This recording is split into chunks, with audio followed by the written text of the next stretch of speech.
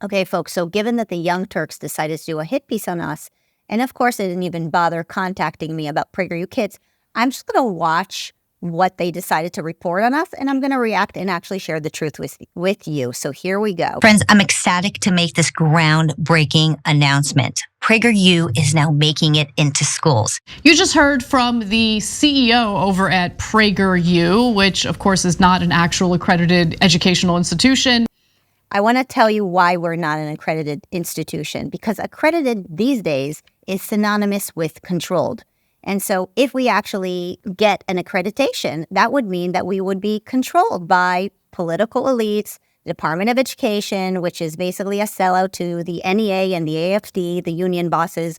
And so we actually decided to have education freedom and have the freedom to teach so that we're not controlled. It's the only reason why we don't care about accreditation.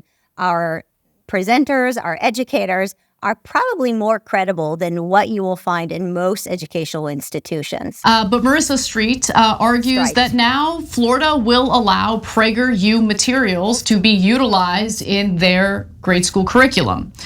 For now, that's only allowed in the state of Florida, but this is a dream for the conservatives over at PragerU and the wealthy donors that help to fund PragerU. Okay, so we are actually not funded by wealthy donors or billionaires. We have about 300,000 donors from all over the country, frankly, all over the world. And the average gift donation at PragerU is $45 to $50. So we're actually funded by the public for the public. And when you consider the ideological slant there, it is a problem, especially coming from the individuals who claim that they're concerned about indoctrination in public schools. But we'll get to the details on what the course materials could involve in just a moment. First, it's important to understand the scope of this project. PragerU is infamous for their online videos, and there's plenty of that in PragerU Kids as well. The PragerU Kids material can now be used in. So wrong B-roll here. This is not PragerU Kids material, but this is not PragerU Kids material, but you might want to show it to your kids anyway. Is Leo and Layla, and it's about two time-traveling children who ask historical figures for advice on how to deal with modern-day problems. And as you can imagine, the modern-day problems are often based on conservative culture war narratives and grievances. So we're going to get to the examples in just a moment.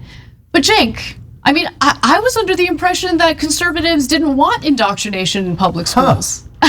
All of a sudden, when it's indoctrination from the right wing, they seem to be pretty in favor of it. So let me tell you why PragerU content is not indoctrination. Number one, we believe in providing a window into the classroom. This is why every piece of content we make is actually on PragerU.com. It's on our website. Parents, remember feeling like you're being gaslit where you are being gaslit. But when it comes to PragerU, if we provide content to teachers, we also provide it to parents so they can go and see and make choices with their schools as to what is appropriate for their classrooms. And so this is the difference between the indoctrination of the left. I'm going to give you a bunch of examples of what I call indoctrination.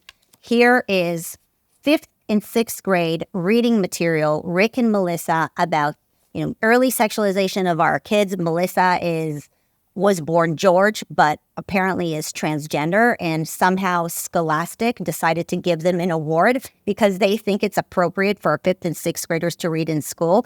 Do parents know about this? Is this transparent? No, it's not transparent. Every single content that we make for PragerU, again, is on our website. Here's another version of indoctrination. This is supposed to be math class. But the 1619 Project recommends that while teaching graphs and math, you actually use the calculation to distinguish how much reparations are owed to, descendants of African-American slaves. This is what I call indoctrination because parents have no idea. Here is the Black Lives Matter curriculum endorsed by USD.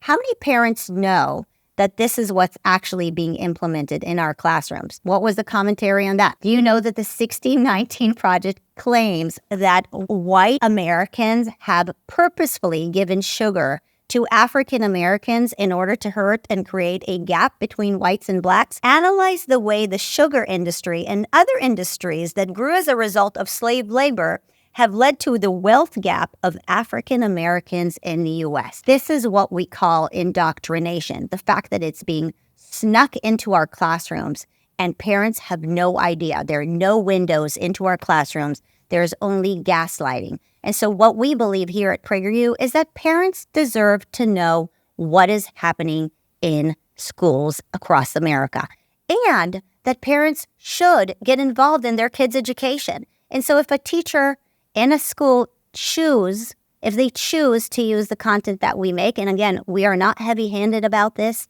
and none of the states that are working with us are heavy-handed about the material that we provide. We believe in resources and choices so that local communities can evaluate our curriculum and make the choice to either use our content or not use our content. We want to make sure that they provide the parents the window into the classroom so that they can see what's being taught and that they can use the flip classroom method, which basically means that whatever it is that they're watching in school, they can also watch at home for extra reinforcement and extra discussions with the families at home. So there's two different problems here. Number one, PragerU is funded completely by right-wing billionaires. So this is now a pipeline for some right-wing billionaires going, I'd like to indoctrinate the kids with my particular propaganda. So I'm going to pay Prager, and then Prager is going to get it into the schools. And that way we're going to brainwash the kids into horrible things. So PragerU Kids is apparently a little bit different than PragerU overall. Right. But PragerU does the worst videos. So I'll just give you one example and then we'll go back to PragerU Kids to give you a sense of what this organization is about. They did a video celebrating and praising Robert E. Lee, saying his statue shouldn't be taken down. And in the video, they explained, because Robert E. Lee, one of the upsides of him was that he put down a slave rebellion and killed everyone who was rebelling.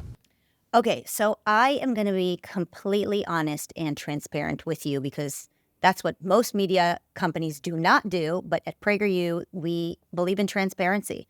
And so a few years ago, when we started growing PragerU, we started using some independent contractors, and someone wrote a script for us on Robert E. Lee, and it made it into our system. By the time we recognized that this video was out, we immediately took it down. We took action, we removed it. Go to PragerU.com, go on our website, go on our app. You will not be able to find this video, because we really couldn't stand by that content. And you should know that media companies like ours that make 40 pieces of content every single week will have situations where there are things that we don't like. And so we have a team that reviews things, but sometimes things get wiggled in and they fall between the cracks. And that's what happened with that particular video. It was not a product that we were proud of. As soon as we were aware of it, we took it down. And this is just another one of those examples where companies that are trying to really slander us are still holding on to a video that we took down. Really, Cenk? You couldn't find anything in 3 years that's still on our website that you can condemn. And so you had to go to a video that was up for less than a month, that is gone, that we took off, that we announced that is not the right fit for us, because there's nothing else for you to attack us on. And so you have to attack us on something that is non-existent. It is non-existent, and it was never part of PragerU Kids. It is also currently not part of PragerU. Considering what we just shared with you all in regard to Florida's updated education standards and how they want to point to alleged silver linings when it came to slavery, it's clear here what they're doing, right? Like there's revisionism, clearly revisionist history involved here. And look, can we just teach kids how to read? I completely agree. We should teach kids how to read. And by the way, we should not provide revisionist history in our schools. Nothing about what PragerU makes is revisionist history. We do teach slavery. Slavery was a horrible blemish in American history. It was a horrible thing. It was, disgusting. And thank God America has pulled out of it. We have made so much progress since then. And that's what we teach our kids, is that these kinds of things should never happen again. We are the ones who are teaching that MLK was right, that we should judge people based on their character and not the color of their skin. And so this idea that we are not teaching American history or that we're not teaching slavery is just an absolute lie. And you know how you can find out the truth? Go to PragerU.com and you can see that we have plenty of videos on the subject of the horrors of slavery. Okay, we have a very real problem in the country right now where a huge portion of grade school kids can't read.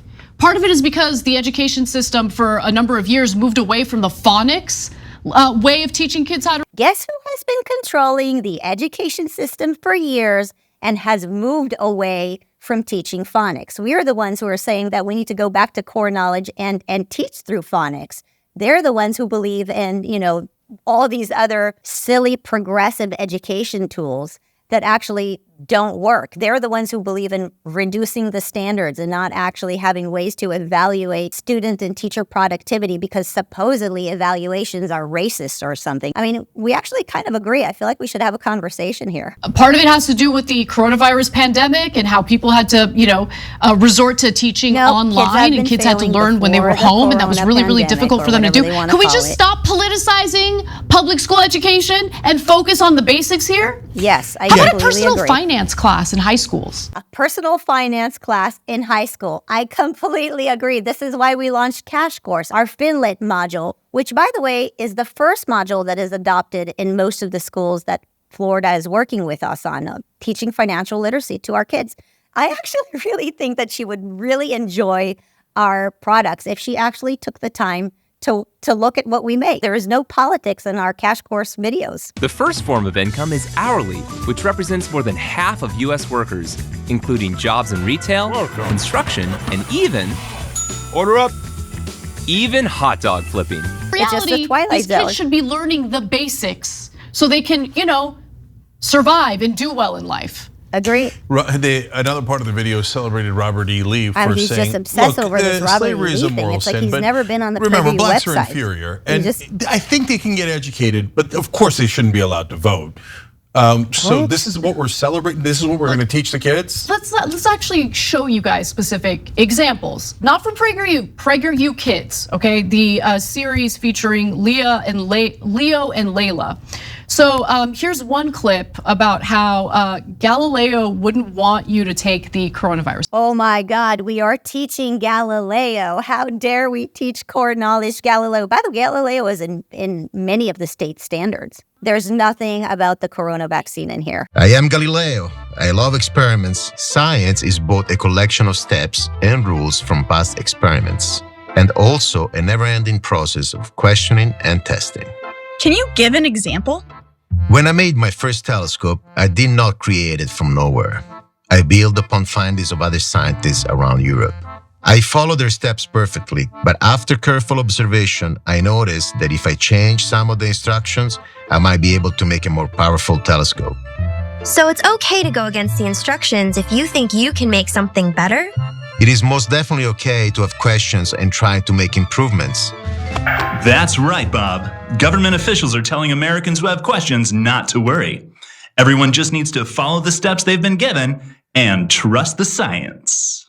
We didn't even mention the vaccine in here, but okay, let's see what she has to say. Except, look, that video totally avoids providing information about how the vaccine was developed. Of course, we didn't talk about how the vaccine was developed because it has nothing to do with it. The whole concept was that Galileo dared to question, and that is what we're trying to teach kids to do, right? Critically think and question. You shouldn't believe everything that is told to you. First place, it makes it seem as though the vaccine was developed overnight, when in reality, We don't talk about vaccine. The mRNA technology had been developed in Canada years and years prior to the outbreak of the coronavirus.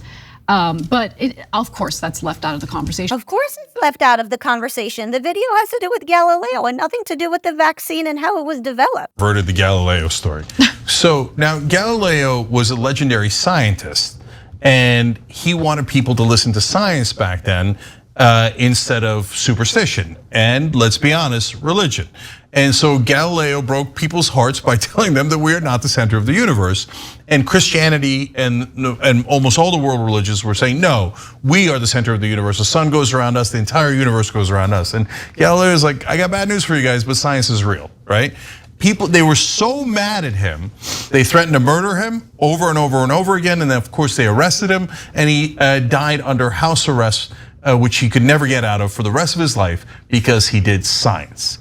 Now, So he believes that the only reason to teach Galileo is in order to refute religion? No.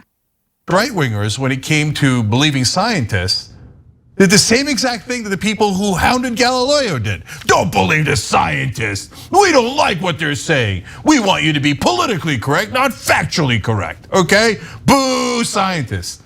And then they bring out Galileo cartoon as if he's on their side. No, he's exactly the type of scientist you guys pilloried before and are pillorying now. And then they pretend he's on. Except that most of us were right about not masking kids or locking them out of schools. I'm gonna skip ahead to the last video here. I have not watched this one yet, but this is... At least she admits that she doesn't actually watch the stuff that she comments on. I think this is just gold. I mean, maybe if you actually watched it, you might actually agree with us and see that it's just, great, wholesome content that you are hoping to find. Other content outside of the Leo and Layla stuff. So here's a YouTube short titled, How to Embrace Your Femininity. Again, this is part of PragerU Kids. How to embrace your femininity, and watch how they don't reveal the real point of the video until the very end. Most gender stereotypes exist because they reflect the way that men and women are naturally different, and those differences aren't bad. Men and women complement each other and create a well-balanced family and community. So don't let anyone tell you it's bad to fit stereotypes. Those people are just trying too hard to be cool. Oh, pink. How original.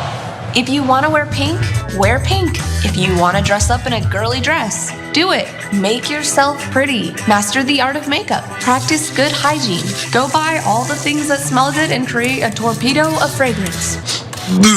It reeks of daffodil. If you want to wear high heels, go for it. Just practice walking before getting close to any ledges. Embrace the idea of being a wife or a mother. On the other hand, don't feel guilty if pursuing a career is the right choice for your family.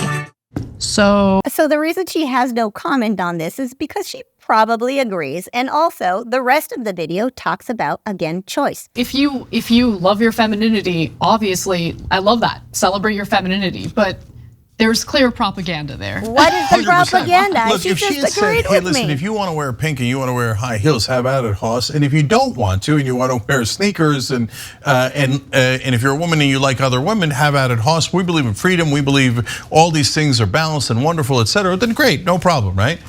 No, that was 100% heterosexual propaganda, right? Yeah. Okay, so first of all, as you all know, I'm a female CEO. I have a career. We're not telling women that we're expecting them to be pregnant and barefoot in the kitchen. Our whole point is our culture has gone so far that we're actually telling women that in order to feel that they're equal, in order to accomplish having a career, they have to behave like men. We're telling women, don't shave their legs, date around like you're a male, don't care about, your behavior.